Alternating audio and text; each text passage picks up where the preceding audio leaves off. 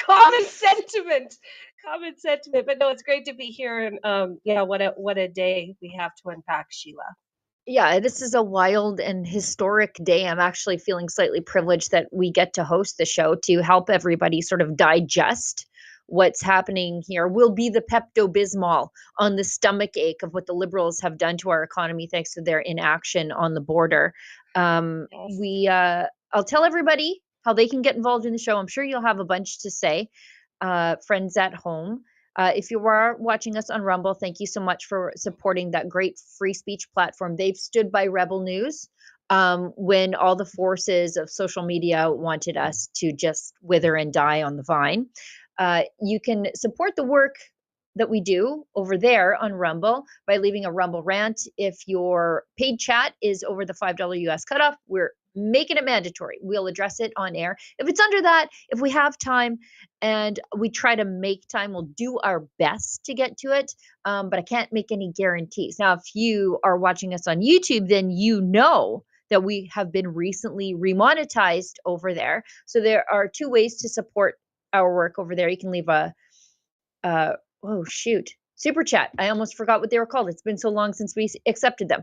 A super chat over there. That's their paid chat. Same rules apply, but there's another way that you can support us. So if you are watching the recorded version of the live stream after the fact, because you have a job to go to, at least you still hopefully have a job to go to, although that remains in question for about 1 million Canadians, thanks to the Liberals. You can leave a super thanks. That's their after the fact paid comment. And we appreciate every little bit because, as you know, we'll never take a penny from Justin Trudeau to do the work that we do. And how could we hold him to account if we did? I mean, everything is tainted if government money touches it, generally speaking. We've got just a jam-packed show today, but let's start with what's happening. President Donald J. Trump proceeds with, this is from the White House, this is their fact sheet, proceeds with tariffs on imports from Canada and Mexico. Now, thankfully in Alberta, we're skating, sort of, with a 10% tariff on Canadian oil and gas. I don't know how long that'll stick, considering it's going to rise the price at the pump for the Midwest, and I don't think Trump wants that because that's something that'll hit people first. And you got to go to work.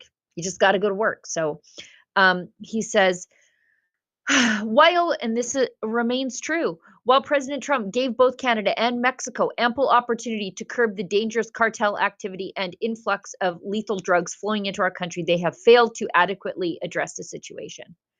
I don't substantially disagree. The flow of contraband drugs like fentanyl into the United States through illicit distribution networks has created a national emergency, including a public health crisis. Like a real public health crisis, by the way, not like the other one that we just went through. Mexican drug trafficking organizations, the world's leading fentanyl traffickers, operate unhindered due to an intolerable relationship with the government of Mexico. We'll just skip through that.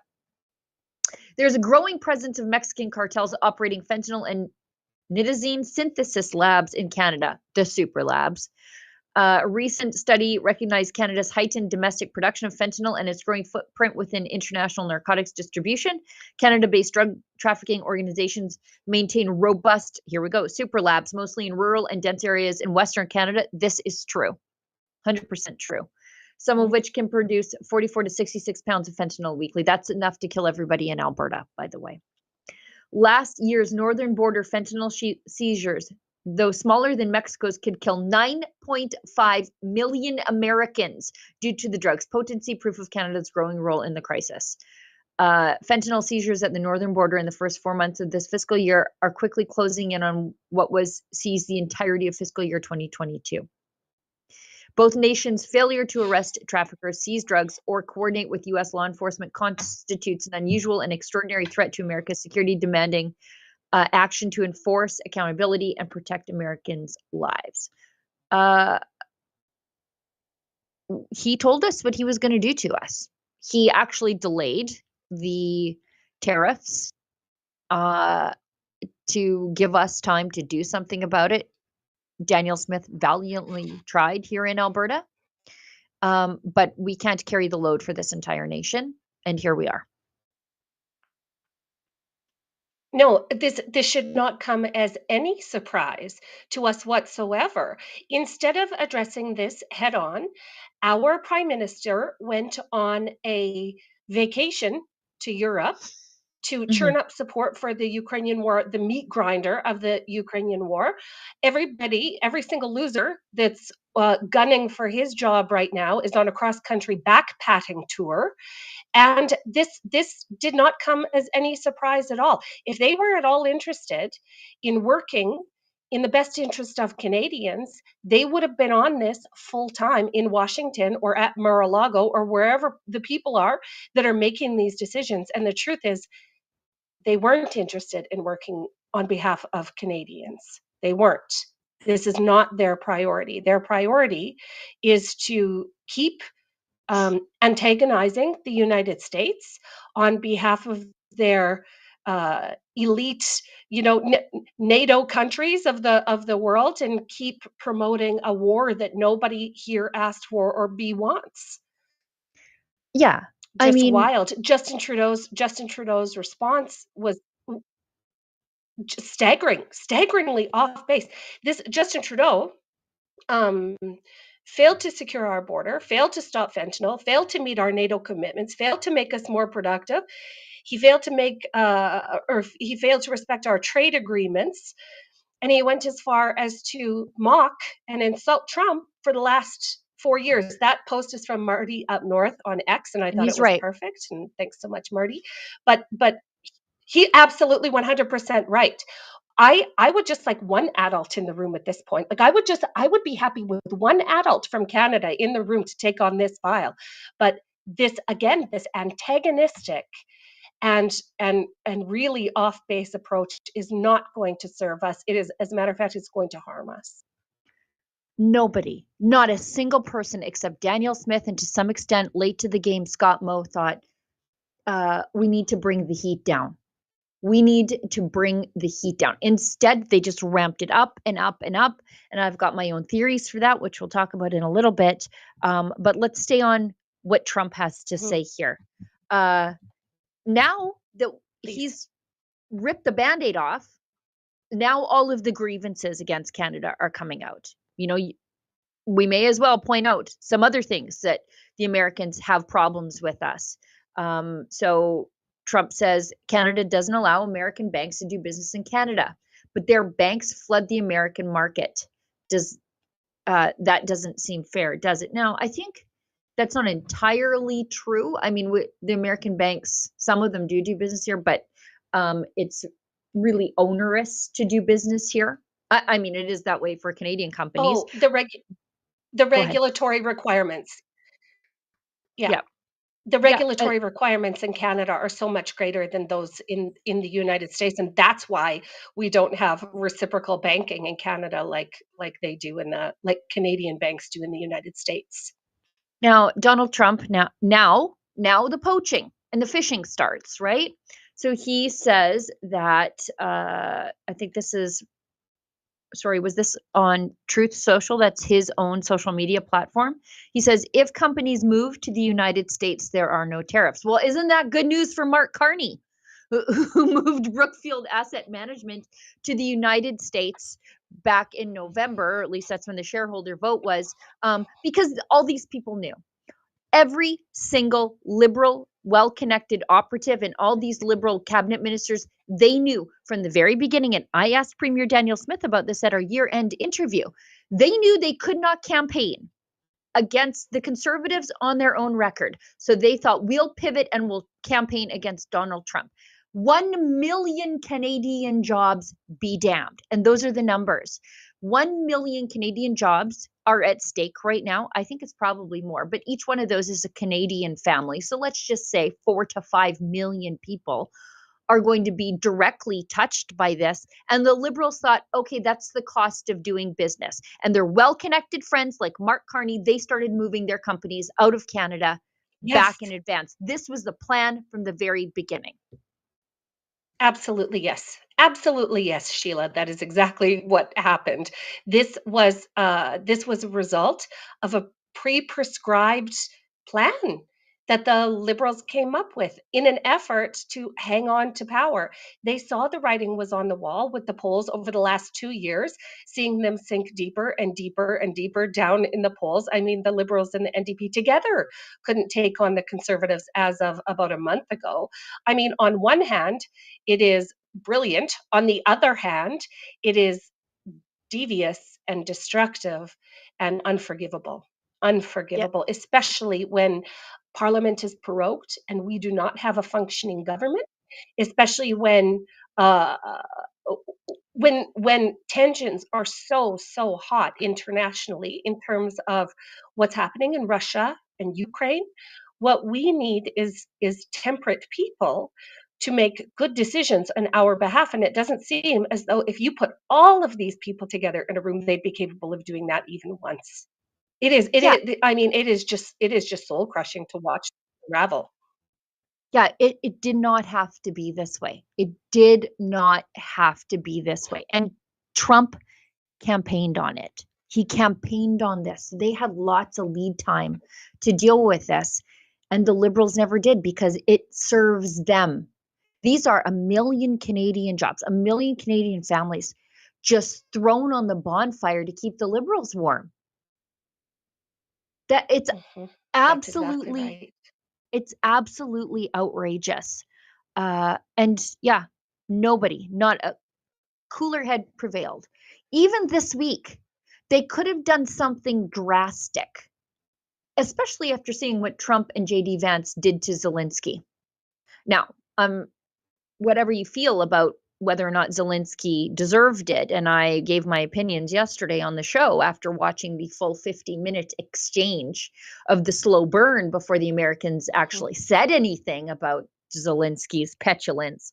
But whatever you feel about that, everybody knows that Zelensky is the Western world's darling. He's the media darling. And Trump and JD Vance didn't give a damn. America felt disrespected and they mauled him like a hungry bear in front of the world to see. So, did our politicians think that anything different would happen to us, especially when the Western world has sort of lost patience with the Liberals and their nonsense here in Canada? Yeah, no, no, that's exactly right. Did they think that they were gonna arguably, Zelensky was much more tactful and showed a lot more contrition than Canadian politicians have in Yes. these last couple of days. I mean, it is wild for them to think that they could publicly call Donald Trump dumb, call his policies inane, uh, insult him and his Compare him administration, and compare him to expect.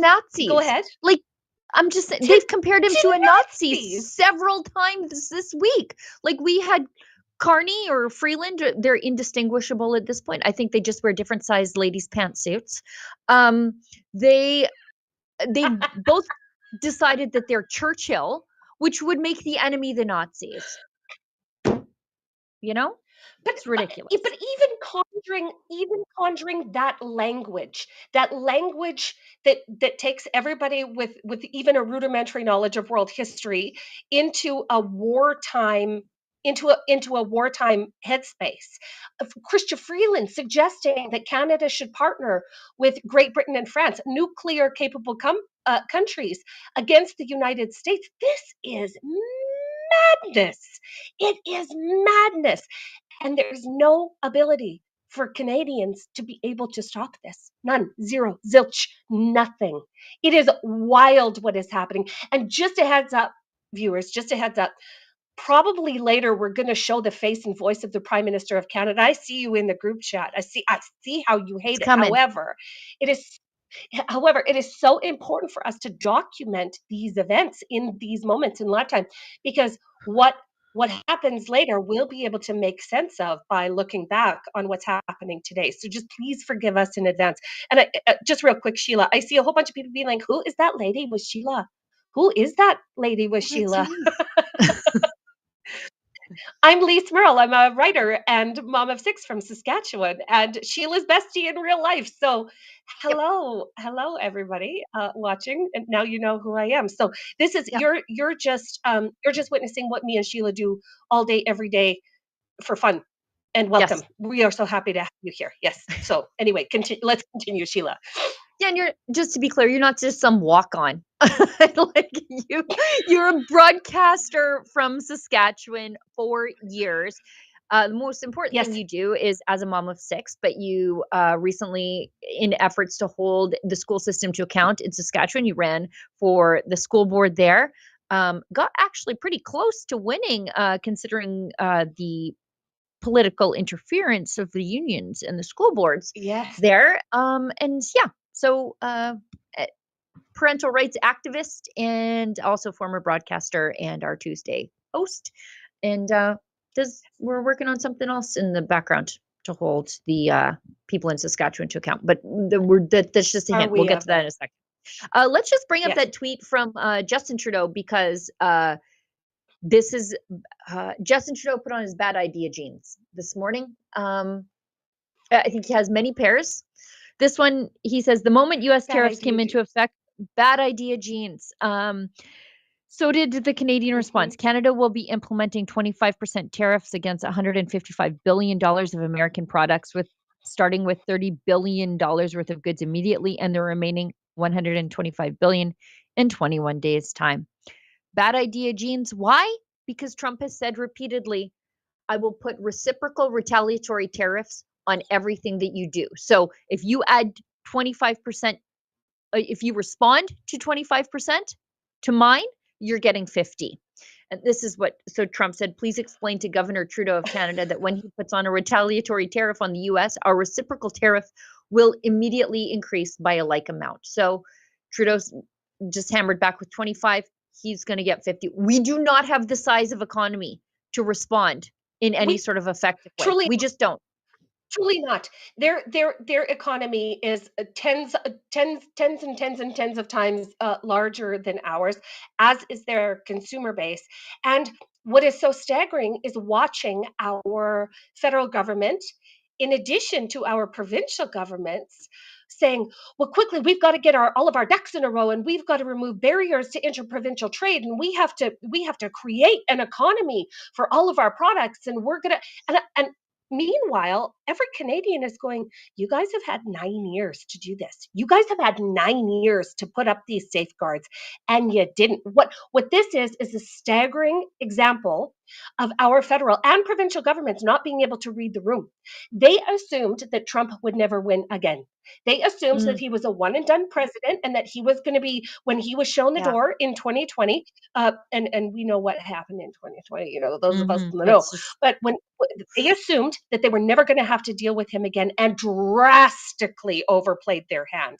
yeah. Now, we in Canada are in an intrinsically delicate position where it doesn't appear as though anybody in the provincial government or anybody in the federal government knows what to do at this point. It's Yeah.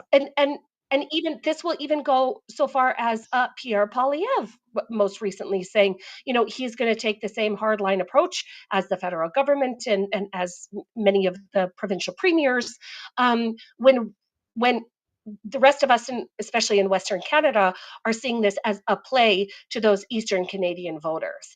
And that is so disheartening as well, because the last thing we want, the last thing that we wanted was a fight with our dearest neighbor and closest friends in the United States of America. What would have made sense is to nip this in the bud right at the beginning. They did not. Like I said, they had other priorities over this last month, gallivanting around Europe, um, doing this circus sideshow of a leadership of a leadership uh, uh, a leadership race for the Liberal Party of Canada, all while they would feed us to the wolves. It's crazy. It is this without question is the craziest week to be alive ever in Canada. This is just wild. It is wild. The Liberals have done some really terrible things, like really terrible. I could list them for days. It's part of my job, actually, is documenting it. But this, I think, is the worst thing that they have ever done to Canadians. And I include the carbon tax and the killing of pipelines and all of that because they sacrifice or could sacrifice, we're willing to sacrifice 1 million Canadian jobs. That's single Canadian jobs. So again, I reiterate, that's a family behind every single one of those jobs to save themselves in the polls. Like 1 million Canadian jobs to buy and prorogue Parliament. Prorogue Parliament in the middle of this tariff emergency while they can't pick a lane. They're talking about this is like a wartime. They're claiming to be Churchill, that they would use emergency measures, but not enough to get your butts back to work. Like, not enough to get your butts back in the seat. They should have been, the second Trump was like, yeah, you're going to get tariffs. That should have been the end of it. That should have been the end of prorogation. But for the Liberals, that would not have allowed them to run a leadership race. They would have ended up falling in an election, and we would have had somebody better suited and better tempered to deal with Trump. Somebody without all the baggage of 9 years of Trump bashing, by the way. But the Liberals, to save themselves, they couldn't do that for Canadians because they love themselves more than they love this country. You just brought up a really interesting point with Pierre Poilievre coming out with really strong language against the United States and sort of taking the same approach as the federal government. That doesn't bode well for being able to negotiate with Trump regardless of the outcome of our next federal election. Like, it doesn't position him from a place of neighborly goodwill or any kind of loyalty to our closest friends and neighbors in the United States. Like, this is going to have long lasting, really profound outcomes for the country, for the nation of Canada, for our economy, and for our peace and prosperity. And none of it is good. Yeah, like Danielle Smith is taking the approach that a good relationship with the Americans is good for both of us. I wish Poilievre had said, like, look, I am running to lead Canada.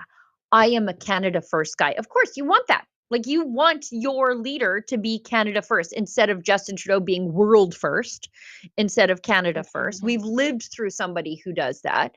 But he also should say, look, the Americans have some great points. I don't have a latent anti-Americanism living within me. I don't have 9 years of antagonistic rhetoric against the Americans. I am the person best suited to advance Canadian interests, address the concerns the Americans have raised with us, because that's in the best interest of Canadians. There are other ways to move this forward and to position yourself as the guy who's not the Liberals, to show like the Liberals have failed in dealing with Trump, and their chickens have come home to roost, and the tree is tall and the branches are bendy because it's just covered in chickens. Yes. But we're not making that point quite yet. Hopefully they will. I mean, honestly, we've got to do a pretty hard course correction and read the room as it pertains to this trade war. I don't want to call it a war, but hell, if Chrystia Freeland is calling in the nukes from Britain and France, we'll call it a war. but we do need calmer heads to prevail, and we really do need to concentrate on the good working relationships that we've enjoyed with the United States since Yeah. Confederation began.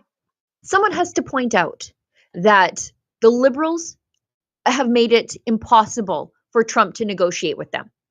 They are the wrong people.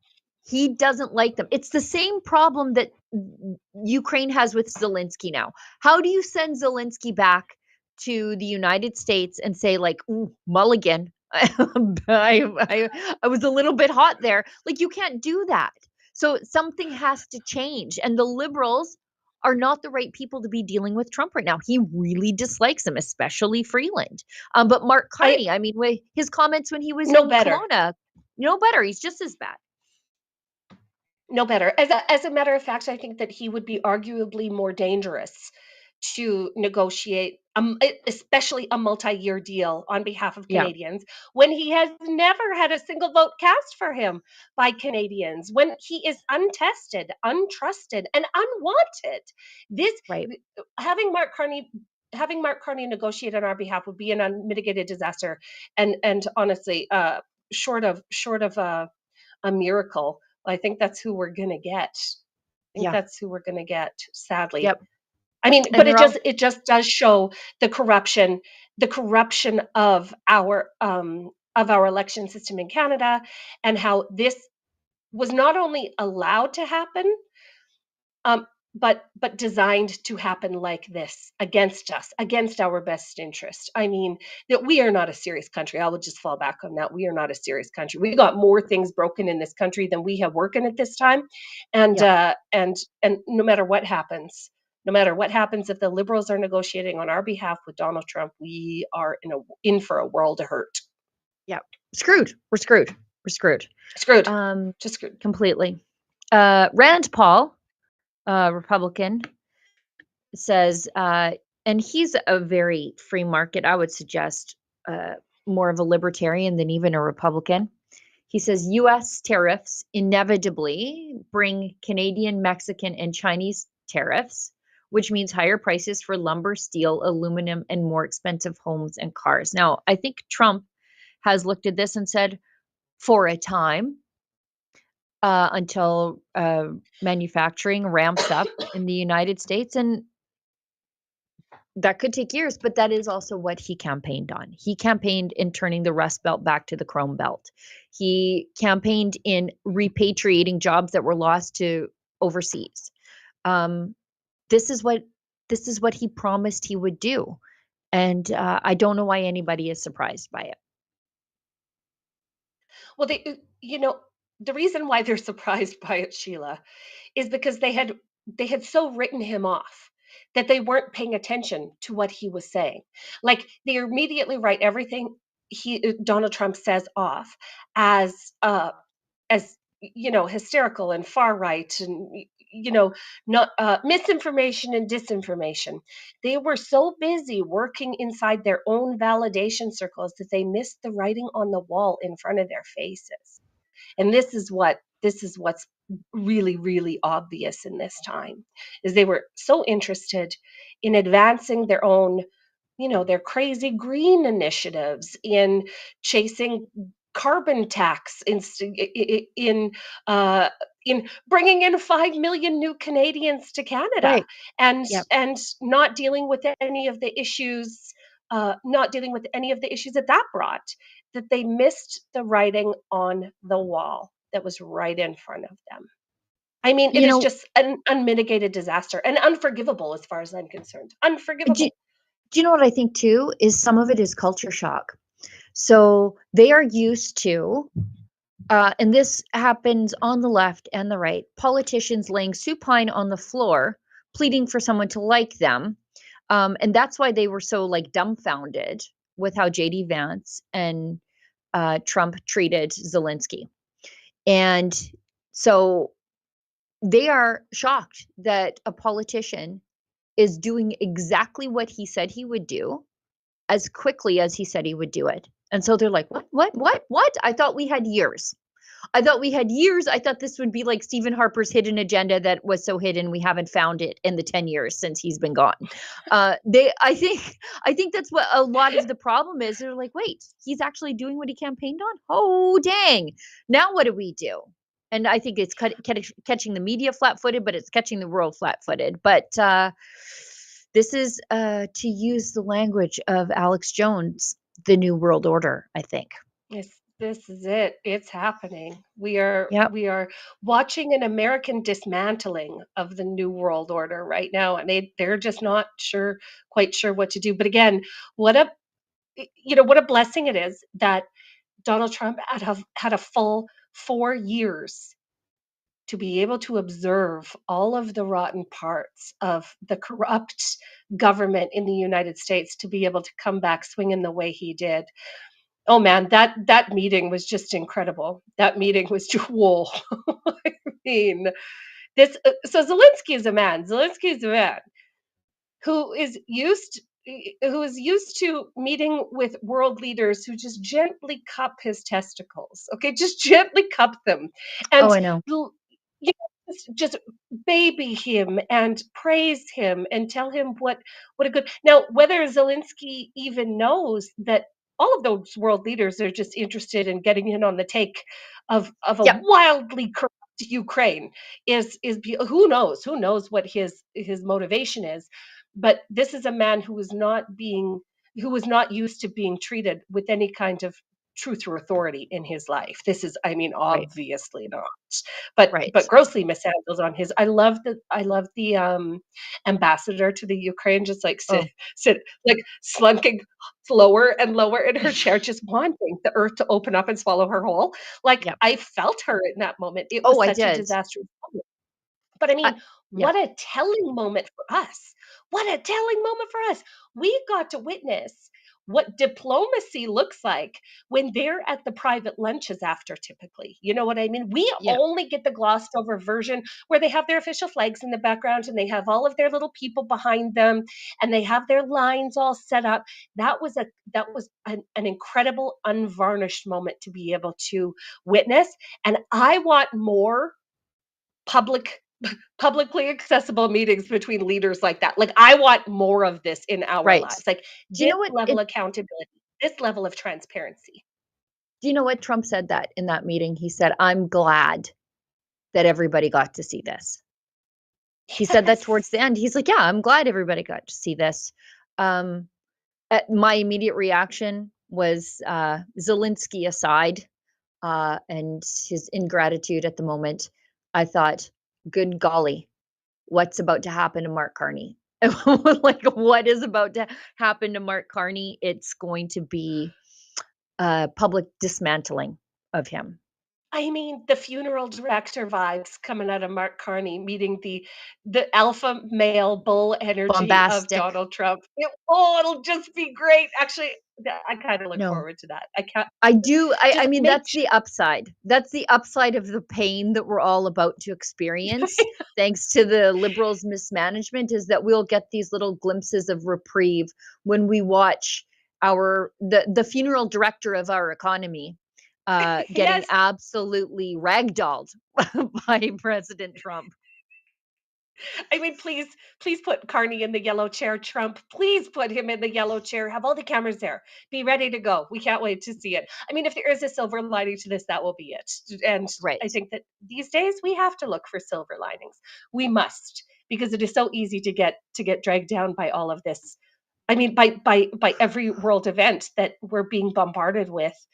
For those of us that are very, very engaged, we need those little Yeah. silver lining moments and things to look forward to. So I also look forward to the boiled potatoes of the At Issue panel, clutching their pearls and flinging themselves on the fainting couch as they deal with Mark Carney's dismantling at the hands of President Trump. Now, let's move on to this National Post article. I know we've got some chats. We'll get to it right after this, and we probably have a Rebel ad probably to get to also. Um, so Trump's big issue is the border. Canadian border officials say they weren't sure what Trump wanted them to do. Stop the trafficking of fentanyl, like just your job, I guess. Probably, right? Um, the Tristan Hopper, he's actually quite good lately. He says whatever fentanyl and illegal migration existed was curbed dramatically in the recent weeks. Okay, yes, but also no, because we still have the super labs just in BC. Still have people getting pulled over inside of Saskatchewan, inside of BC yeah, with kilograms of fentanyl. And so what are we doing about that? Because that a lot of that is not for domestic use. When you have kilograms of fentanyl enough to kill the entire province of Alberta, that's not staying here. So where's it going? that's right. That's exactly right. No, it originates somewhere else and that makes its way across the country.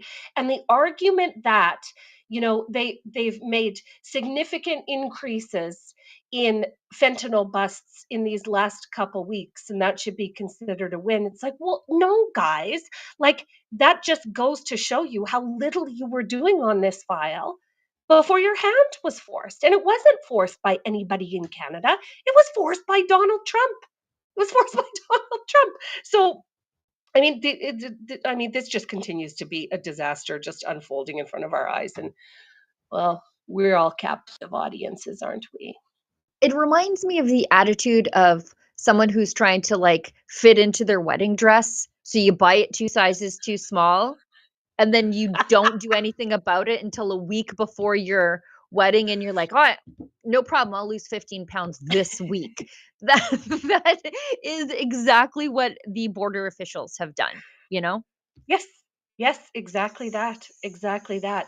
But nobody, I mean, there was no expectation and there was no accountability before. So why would they put themselves out and put themselves in danger by busting these guys? If there, you know what I mean? If there wasn't any appetite for it, nobody was demanding it of them. Why would they? I can't fault the guys that are, No. stationed on the outer posts of our long and sort of barren border, unguarded border. But man, to say that they've really done a good job these last couple of weeks. Well, it's just going to show you what a bad job you've been doing over the last couple of years. Yeah, like I'm not holding the CBSA agents accountable for the nonsense and lack of work being done by Justin Trudeau's former babysitter, Dominic LeBlanc, as public safety minister on the issue. We've got a couple of 2, 3 chats, and then an ad read from our friends at Sticker Pack. We'll hit a Rebel News ad break, and then we'll go into the laundry list of stupid things Trudeau has said today about the tariffs. Because again, he is trying to make it worse. And I think it's self-serving for him to try to make it worse. And he also says that Yeah. maybe I won't be leaving. And I'm like, what has this all been for? So we've got Roly Poly Oli. Haven't seen that name in a long time. $2. Trudy needs to go. Well, he's hinting that he might stay on a little bit. Apparently, he says that there's things to do, whatever that means. Then we've got No. Go ahead. Please no. No, Please go. no, God no. Like that Office meme. Like, no, please God no. No, no. Change Yeah, the please go. locks. Change the locks Please. on the PMO, please. Sevenfold 777 gives us $5. Ready to go grocery shopping at the dollar store and food banks. Yeah, you and about a Mhm. million other Canadians. It's We feel terrible. you, sevenfold, 777. We feel that so hard. Yeah. Bill CF7 gives us $5. Daniel Smith needs to have a talk with Pierre. Yeah, and I think they do. I think Pierre Poilievre is but for sure, appealing to the mushy Toronto folks who only care about the cost of living. But they're going to care real hard about the cost of living right away, especially Mhm. when Ontario is just absolutely crushed by these tariffs, and Trudeau just continues to make it worse and worse and worse. Okay, allow me to pay the bills, everybody. We do that through messages from our friends and sponsors. This one is from Sticker Pack. That's PAC, like Political Action Committee. Are you ready to show your support in style? Sticker Mule has a fantastic offer just for you. For a limited time, you can grab free Trump stickers. Yes, you heard that right. Free. Whether you want to decorate your laptop, car, or office space, or troll your liberal friends and neighbors, these high quality durable stickers are perfect for making a statement. Just imagine how great they'll look, and they're super easy to apply. Here's how it works. Head on over to Sticker Pack. Again, that's PAC, stickerpack.com. Sign up, claim your free stickers, and watch the fun or hysteria unfold. Do not miss out on this exclusive offer. Stock is limited, so act fast. Spread the word. Let your voice be heard with Sticker Mule's awesome stickers. Once again, visit stickerpack.com today. Grab your free Trump stickers before they're gone. Let's hit an ad break, and then we'll come back into Trudeau calling Trump names, and that's, I think, a really terrible idea. Again, did you not see what happened to Zelensky? But we'll have that clip when we get back. Canadians know the national anthem. They stand in silence to remember those who died for this country. But not every Canadian knows their rights and freedoms. The Freedom Passport will change that. It looks and feels like a Canadian passport, but contains the Canadian Charter of Rights and Freedoms in a portable, easy-to-read format. The Freedom Passport Order one for yourself and for all the freedom lovers that you love at freedompassport.ca. I've got a better idea than tariffs. What would an America First strategy for Canada-US trade look like? Is there room for a Trump-style mega deal even bigger than Greenland? A dozen years ago, I wrote a best-selling book called Ethical Oil, The Case for Canada's Oil Sands, which made the liberal argument that the oil sands are the fair trade coffee of the world's oil industry. In my new book, Deal of the Century, I look at Canada-US trade through an America First lens, and I come to the conclusion that far from putting tariffs on Canadian oil, Donald Trump should ink a 50-year, $13 trillion deal to buy all 170 billion barrels of Canada's oil sands, shutting out China and giving Canada the means to pay for a rebuilt military. And as for yanking Trudeau's chain, well, he'll be gone as prime minister in a few weeks, but I've got a better suggestion for how Trump can slap Trudeau around a bit without hurting America's economic interests. That's in the book too. Get your copy now at dealofthecenturybook.com. And trust me, Trudeau doesn't want you to see this. Okie doke. Let's talk about Trudeau. Again, from the very beginning of all of this, I've said we need to bring the heat down. We have to quit calling Trump names. He's had 4 years, plus, to ruminate on the people who have crossed him. And I think in no small part, the Liberals are on that list. Freeland, Trudeau for sure. Melanie Joly, I bet she's in there too. But today, Trudeau walks out and says, Trump's dumb. Okay, great. Let's watch. Now I want to speak directly to one specific American, Donald. In the over 8 years you and I have worked together, we've done big things. We signed a historic deal that has created record jobs and growth in both of our countries. We've done big things together on the world stage, as Canada and the US have done together for decades, for generations. And now we should be working together to ensure even greater prosperity for North Americans in a very uncertain and challenging world. Now, it's not in my habit to agree with the Wall Street Journal, but Donald, they point out that even though you're a very smart guy, this is a very dumb thing to do. We two friends fighting is exactly what our opponents around the world want to see. Good grief. What was he thinking? Like, just when you think it can't get any worse, Justin shows Call up somebody and dumb. runs his mouth like a moron in front of the Canadian press. You think that Donald isn't gonna and P.S. that's meant as an insult. His title is President Trump. That's what Justin should be calling him in public, but instead, dumbs it down to Donald. I want to talk to one man, Donald. I mean, this. You don't think that President Trump is going to see this and absolutely go ballistic? He is. He is. Yeah, he is. This is not going to be received well. No. He's going to get fired as governor. he's gonna get fired as governor. They're gonna primary him. Again, like, who thought that was a good idea?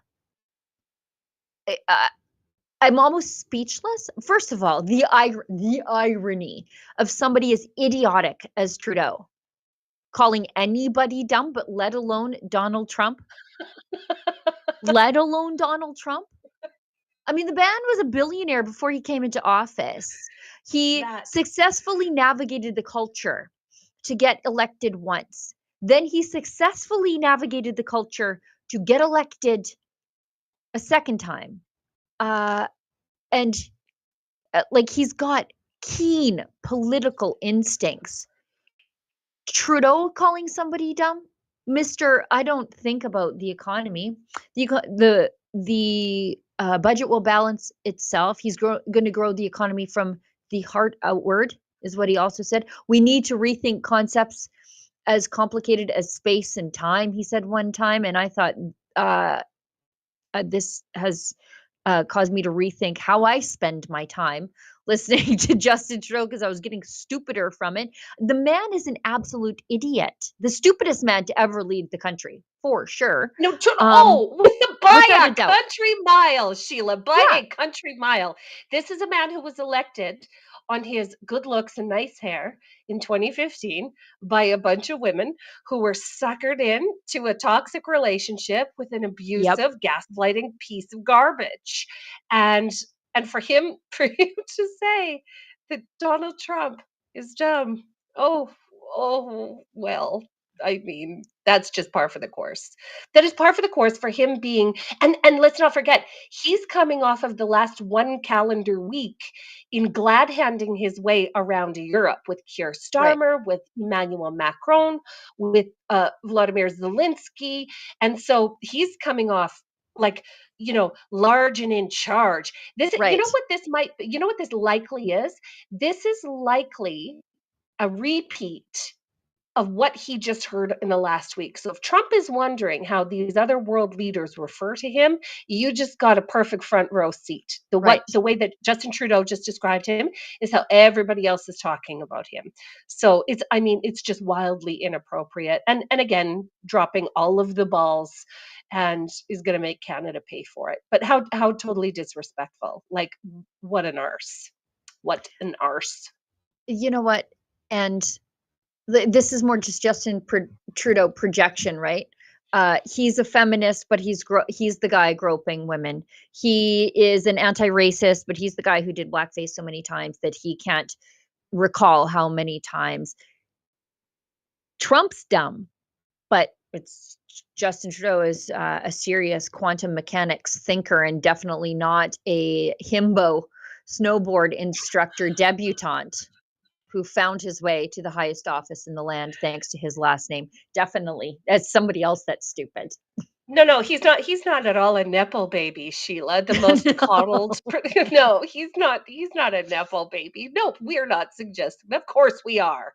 Of course we are. This is a man who observed for his entire life, how these things work, how the Laurentian elites operate, and how best to swindle the people of Canada, especially Western Canada.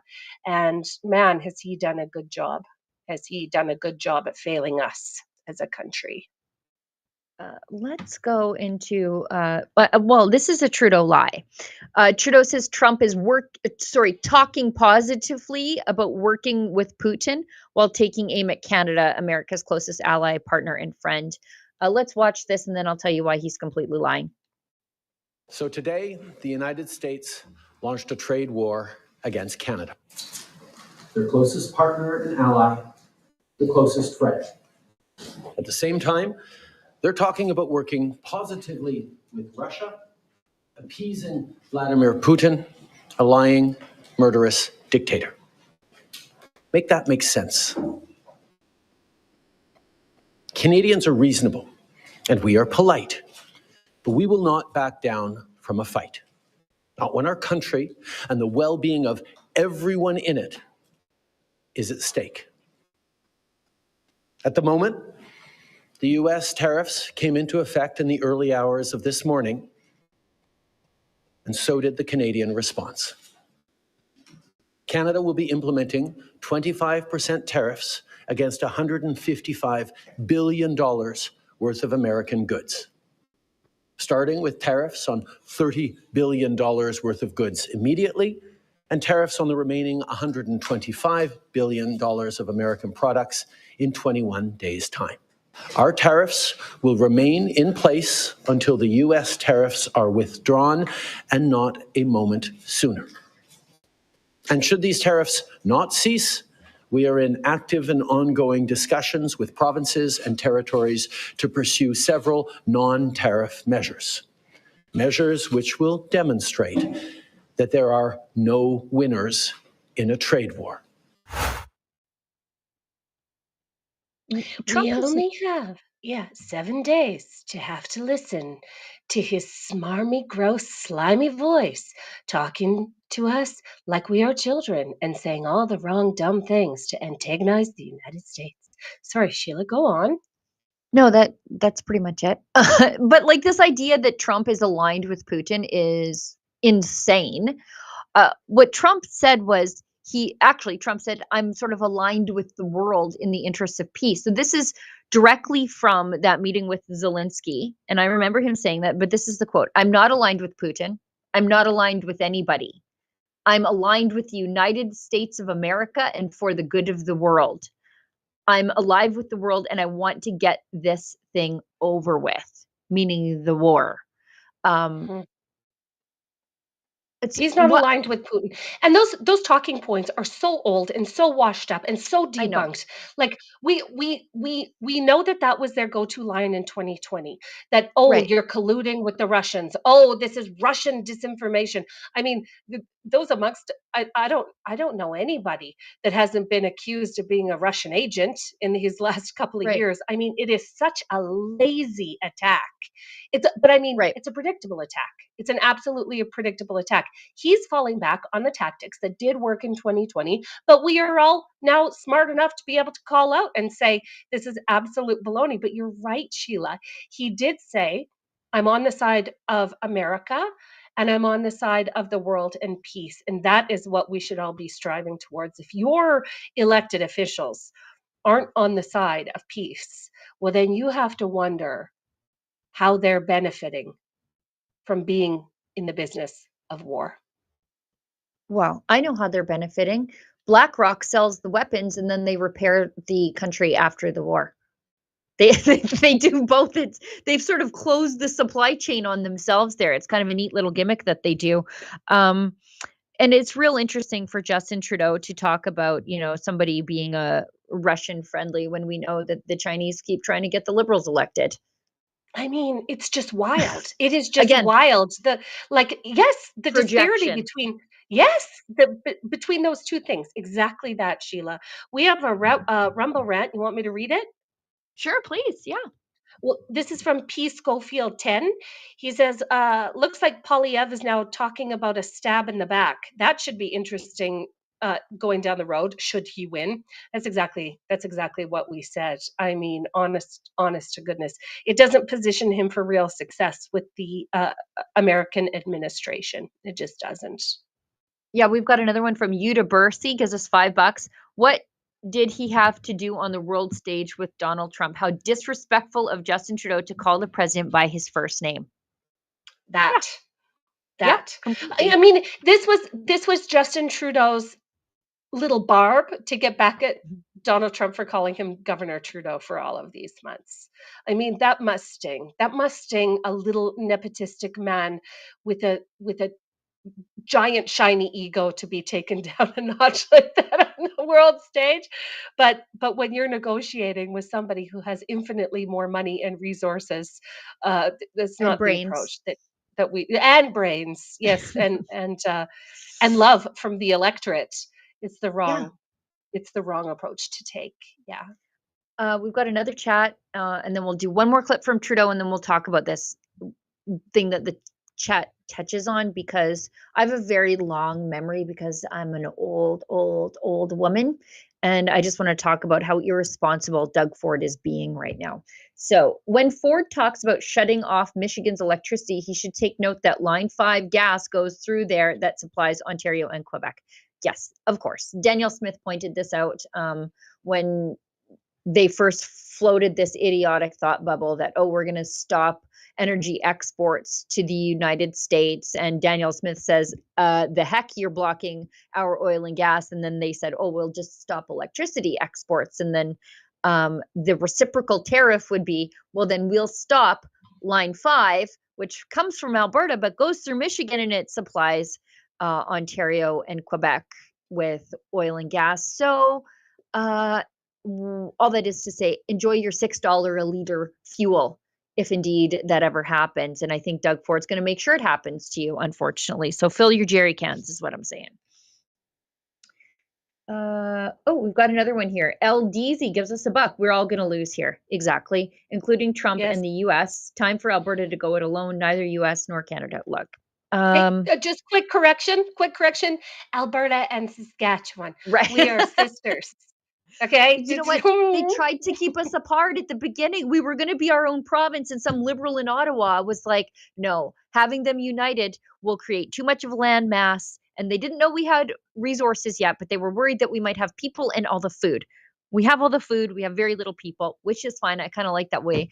But we have all it's the the natural best. resources. It's the best not having all the people. And fun fact, Sheila has the province of Alberta tattooed on her right hand ring finger, and I Yep. have the province of Saskatchewan tattooed on Me my too. right ring finger. So we're sisters. Alberta does nothing without Saskatchewan, LDZ. Yep. Okay? We are going together. We used to be we were proposed as the province of Buffalo. And in a last minute decision by bad people in Ottawa, they did their best to keep us apart, even though you couldn't find two places more similar on the face of the earth. There's no reason why there's an arbitrary line through the middle of Lloydminster saying that's a Saskatchewanian and that's an Albertan. It's Agreed. Again, keeping us apart. Let's watch this Trudeau clip about booing the American national anthem. Instead of, well, you know what, let's watch it and then I'll give my remarks because what a jerk. But Canadians are hurt. Canadians are angry. At you. We're going to choose to not go on vacation in Florida or Old Orchard Beach or wherever. We're going to choose to try to buy Canadian products and forego bourbon and other classic American products. And yeah, we're probably going to keep booing the American anthem. But let me tell Americans, we're not booing you. We're not booing your teams. We're not booing your players. Yeah, you are, idiot. We're booing a policy that is designed to hurt us. Right. So that's why you don't boo the anthem. You boo the policy. We're angry, but we're Canadian, which means we're going to stand up for each other. We're going to fight. We're going to win. No, we're not. Stop it. We're not going to win. We're not going to win. And I'm just going to call it right now, Sheila. I'm going to hate to see it, and it's going to be disastrous. But it is but a couple days until we see American flags being burned on the streets of Canada. Because that is always the trajectory. That's the trajectory. And he, like an idiot, just gave them permission to keep booing the anthem at sports games. And do you know how intrinsically offensive that is to Americans to have their national anthem, their beloved national anthem, booed? I mean, oh my God, these people. Revolting. He could have taken this moment to say, we're not going to boo your national anthem anymore. He could have taken this time to be an actual leader and say, look, if you want to boycott American products, I like how they always say, like, we're not going to go to Florida, but they never say we're not going to go to California. I wonder what the political reason for that is. We're going to boycott Florida orange juice, but we're definitely not going to boycott citrus from California because the politics are self-serving in California. But he could have been a leader here and said, look, we are not going to, or I would like it if Canadians did not boo the American national anthem.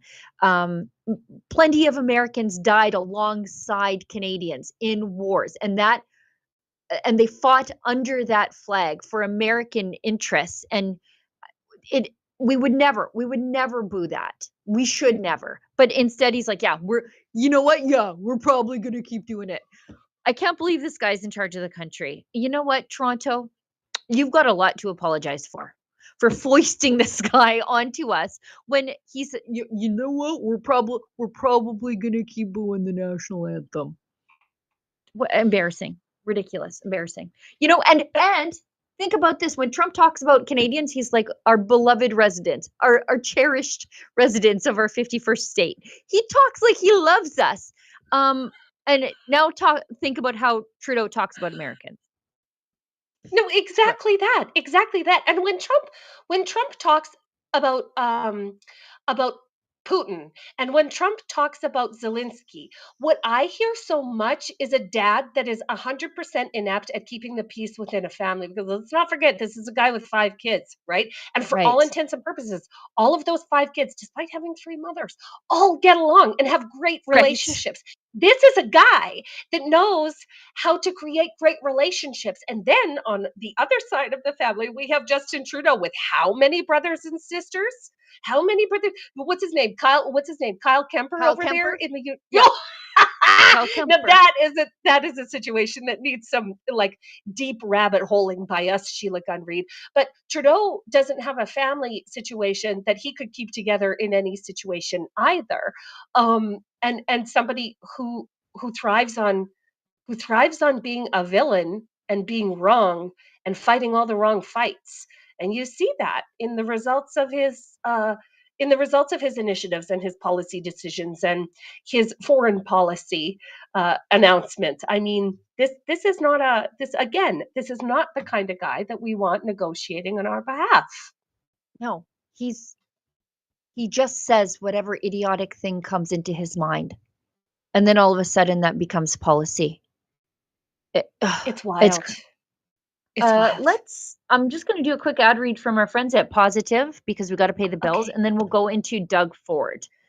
We'll talk about how he's going to turn off the bourbon. Well, that's okay because you won't be able to afford it because you won't have a job. But but anyway, we'll I'm just going to pay the bills with a quick ad read, and then we'll get into Doug Ford. Fighting back in the most Doug Ford way possible. If you have a dog, we've all been there. Our pup goes from full of energy to sick and miserable in an instant and at the worst of times. Then we're calling on vets in the middle of the night or on the weekends trying to find a clinic that will take us in. It's a terrible way to manage your dog's health, not to mention your stress levels and your monthly budget. That's why people are getting the Pet Emergency Kit by Positive. It contains critical medications and supplies that not only keep you out of the vet's office, but may save your dog's life.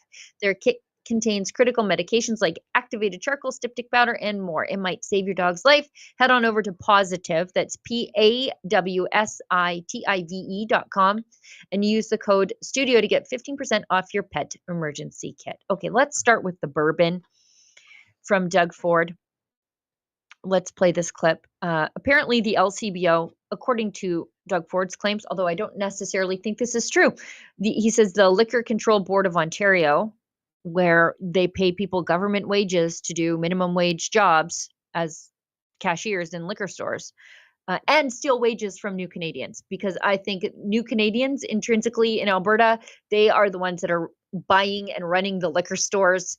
And so you're stealing the entrepreneurial Canadian dream from new Canadians when you have government running your liquor stores. But anyways, Doug Ford is weaponizing the LCBO to remove American products from its shelves.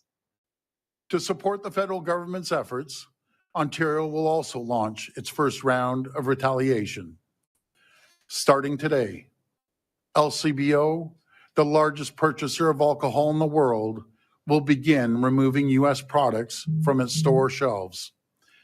And as the exclusive wholesaler, American brands will no longer be available in LCBO catalog, meaning other retailers, bars, and restaurants in the province will no longer be able to restock U.S. products.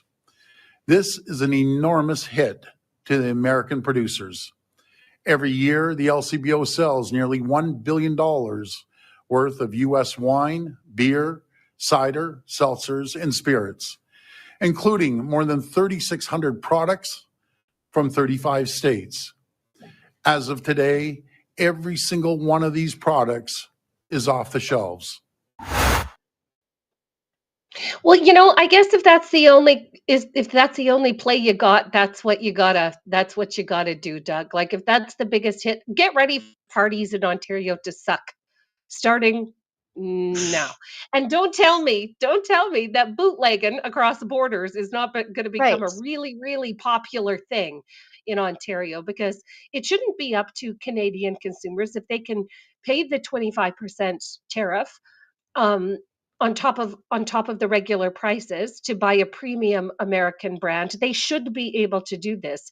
I mean, this is such a sort of bush league move by Doug Ford. But do we expect anything other from Doug Ford? Yeah, I guess we're going back to the days of rum running and whiskey traders.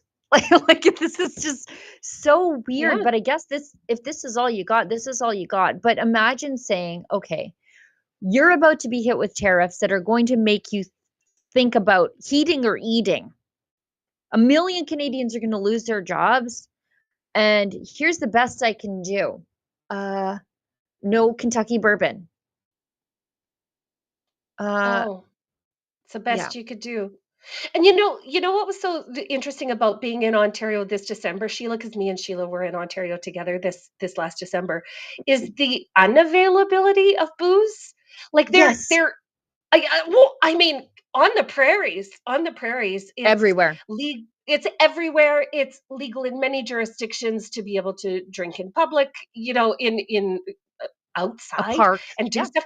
This is not in Ontario. I mean, it is locked down. We had to walk more than 1 kilometer to get to some Outrageous. crazy little beer garden that was all, like it was just guarded and it was like, "Ooh, there's the liquor here." Right. Ontario's not a fun place. Ontario's not a fun or No. serious place. But I guess, again, going back to what Dud did, when that's the only card you have to play, that's what you're going to play. So go Right. fish. Every time I'm in Ontario, I'm just bemused at the LCBO. They have these like Taj Mahal stores, unnecessarily large, but I guess if you got all the money in the world, as in everybody else's money, taxpayers' money to build these things, and then uh, people there are making government wages, then they go on strike and you can't get your liquor. And I'm like, in Alberta, new Canadians open up a beer store and it's open till 2 a.m. It's open on the weekends. The booze is affordable. You got a great selection. And I don't know how it happens like that in Ontario. I mean, they seem to be a pretty metropolitan place, except for their prohibition era style of liquor control. But again, I guess it serves Doug Ford's purpose now when he pulls all the bourbon off the shelf. But again, this stuff was already bought and paid for, by the way, by Ontario taxpayers, right? Right. This Like is the just going to go bourbon in is a bought. warehouse. Right. This is just going to get Great. stockpiled in a warehouse and be available for the elites. This is what's going to happen. Mhm. Like this is the punishment that's being brought down against you. But I guess there is a silver lining there in that if it compels people to drink a little less and make better decisions, then that's not necessarily a bad thing either. But punishing your own residents in Ontario with this, well, that's not a good look. They should have consumer choice too, and if they want to buy and support American brands, that's within their purview. But I think Yeah. that'll be an unpopular choice. This is, I would say, this is right up there with David Eby from BC targeting just red states. Just Right. red states. So he's going to counter all of the products, the services and products coming out of only red states. Right. Oh my God. That's Like, just helpful too, again, right? Like that's real helpful with Trump. just one adult at the table. We'd be happy with one. Just one We have adult at the Danielle. table. We have Danielle, We but that's do. about it. That's about Yeah, it. we do. Now, Doug Ford, he also says that he's already informed American politicians that if Trump's tariffs persist, Ontario will apply a 25% surcharge on electricity exports. We will not hesitate to shut off their power as well, the premier adds. I think he said something about he would do it gladly, which is supervillain level stuff. Anyway, let's watch. I'm writing to every senator, every congressman and woman, and the governors from New York State, Michigan, and Minnesota, telling them that these tariffs persist. If the Trump administration falls through on any more tariffs, we will immediately apply a 25% surcharge on the electricity we export. We will not hesitate to shut off their power as well. I'm encouraging my fellow premiers to follow suit. Attention, other premiers. Don't listen to Doug Ford. Don't don't follow his lead. Don't do what he's doing. Don't say what he's saying. Let this man stand alone in his little piss and match with the biggest swinging, you know what, in America right now. Let Doug Ford learn this lesson the hard way, and let him learn it himself. Yeah. Yep. I'm an old lady, as I said before. But let me just talk about how Doug Ford is failing as a conservative this time, not all the other times, just on this one issue, because there are plenty of times where he fails as a conservative. But conservatives know the cheap, reliable electricity is essential to the sustenance of human life. We know that, right? Like the other side is pro-expensive electricity, which makes people it forces them into a situation where they have to choose heat or eat.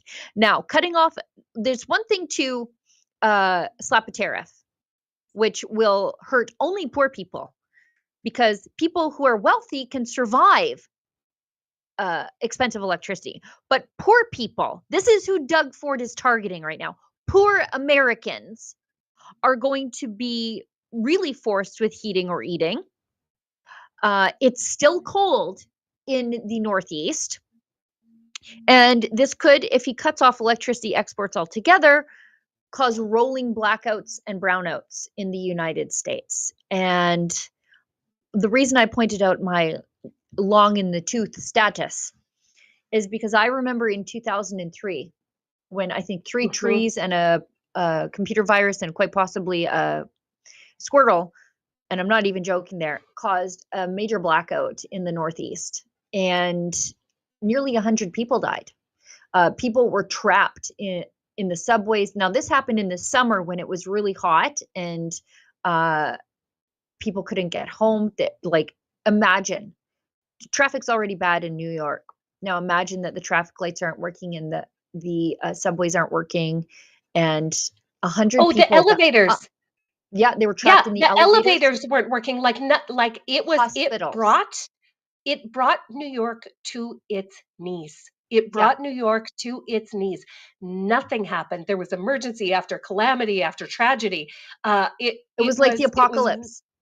It was something to behold, and it really showed the dependence that those super high density populated urban areas have on energy dependence.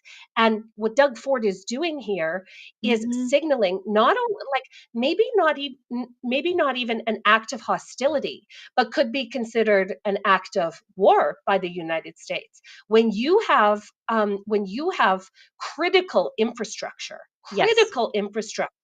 that you're threatening to turn the taps off. Oh, it just doesn't play well. It just doesn't play well. I don't think this is going to work out in Doug Ford's favor or in Ontario's favor. And I just wish that their cooler heads would prevail. I don't think we're going to get that, though, with the Premier in Ontario. I mean, some of the blackout during that time was like anywhere from 2 to 6 hours. The longest places were 29 hours, but it was like the end of the world. It really was. It was, what's that? Anyways, like apocalypse, apocalyptic. It was like The Last of Us. Like it was it was crazy, and it happened nearly instantly. And so for people who are a little bit older like me, this is only 20 years ago. What Doug Ford is threatening could jeopardize people's lives. And even if it never happens, and even if he does it and it works out to Ontario's favor, this is what I know about Doug Ford now, is that he will play with people's lives to win for political purposes. And that leaves me with a very sour taste about the kind of man that Doug Ford is. That's what I think. Yeah, agreed. I have nothing more to add. Agreed. Seconded. Carried. Thank you. Olivia tells me that we need to wrap up at 12:20 or shortly after, because they need the studio. So let's go into this clip from Pierre Poilievre, the Conservative leader, now reacting to the American tariffs. Let's see if he disappoints.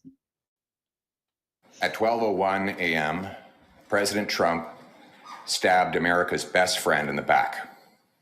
My message to the president is this: Canada will fight back. We will defend our people and our economy, and we will put Canada first. There's no doubt that our economy will suffer, but so will yours, President Trump. In fact, you're already paying the price with trillions of dollars erased in stock market value over the last month of these threats. Already, Americans are paying higher gas prices as at midnight, a new American gas tax kicked in on U.S. working class taxpayers and motorists. Your workers will soon start losing jobs they had upgrading Canadian raw materials, which, by the way, you were getting at an incredible and ridiculous bargain. And your businesses will be selling fewer products to your closest neighbor. And that's only the beginning. While Canadians are slow to anger and quick to forgive, once provoked, we fight back. And we will fight back. Okay, I could have done without the first statement. Like, the other half is relevant, but don't. It's the middle part was so good, but the fighting back and the overt aggression and antagonistic tone we could all live without. You could have put another intro and extra on that and had it been absolutely perfect. Yes, agreed. But again, I do believe that he is speaking to those liberal elites in Middle Canada who really want this, who really want to create an issue with the United States of America, and who won't suffer as much as Western Canadians.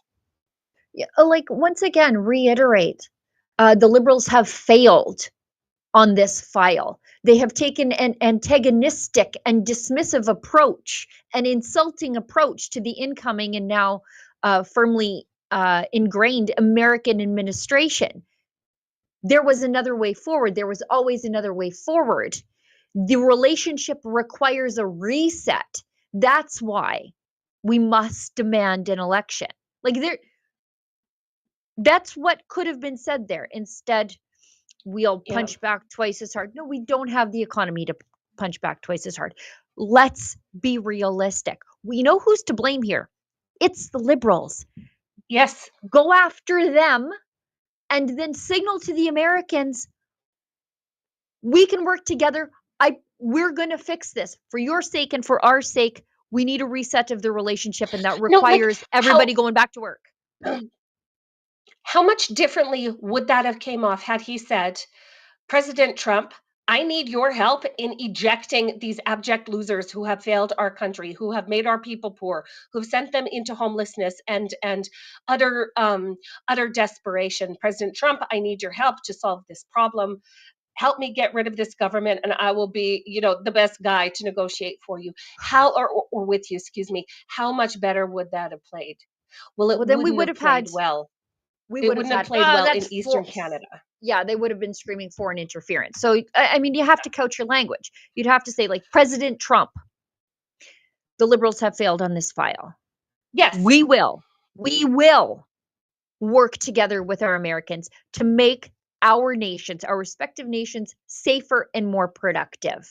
And closer. We'll work to bring us closer. Yes. Yeah. That would have been the language that everybody could have got on board for. But no. Fight back. Got to fight. When we're pushed, we'll push back harder. No, it just tone deaf. We don't have the sizes. We have to quit lying to ourselves.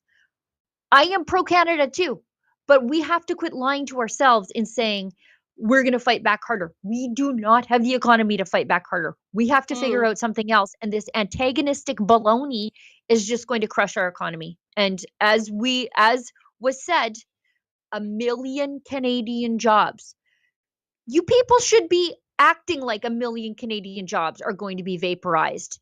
Instead, you're acting like it's like a pushing match behind the garbage can at the elementary school. Enough. Yep. Already. True story. Oh, we have another rumba rant. Want me to read it? Yeah, sure. One last one for the day. So from Bill CF7, $5 on a rumba rant. He says, "Who do we vote for now?" I don't tell you who to vote for. That's a great question, Bill. You should answer that next time on the Rebel Roundup. Yes, Bill, I'll never tell you who to vote for. I call them as I see them. I will champion a conservative when they've got great ideas, and I'll criticize them like I am today when they are going astray. And I think that's important for us to do because all the forces of the universe are pulling these conservatives to the left. The CBC, You're the right. culture, the NGOs, the activists, even the electorate, the big cities, they're pulling them to the left. It's my job to keep them honest from the right. So that's what I will do. I won't tell you who to vote for. I won't endorse anybody. I don't want to. The only politician I ever endorsed was Lise when she was running for school board. That's it. You'll just get my honest opinion on politics as I see it. That's it. That's all I can give you. Us too. Okay, I think that's the show for today. Lise, you want to do the thank yous? Hey, everybody. Thanks so much for joining us today on the Rebel Roundup. It was a fabulous conversation, Sheila, as per usual. And we will see you again tomorrow, same place, same time. Thanks so much for being here, guys. As we know, the Liberal Party is going to be picking a new leader over the weekend. But when is it going to be your last official day as Prime Minister? That will be up to a conversation between the new leader and myself to figure out how long a transition is needed. It should happen reasonably quickly, but there's a lot of things to do in a transition like this, particularly at this